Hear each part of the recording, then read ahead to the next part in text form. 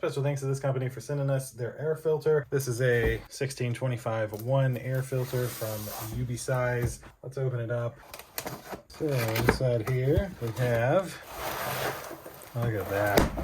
That's it for the box. There's no paperwork or anything. Wow. So as you can see, this is a 9-pack of reusable air filters. And essentially, it seems we're able to...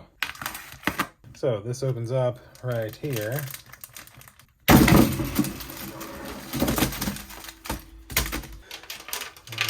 Just plastic, of course. So you have 9 of these, and they have the instruction set on there. You're able to literally roll them out, lay them into here, use them, and then they apparently can be brought back out and reused. It's very interesting. I've never seen an air filter like this, but I really like the idea of it because you know, I ain't gotta buy air filters anymore. But you do get 9 of these.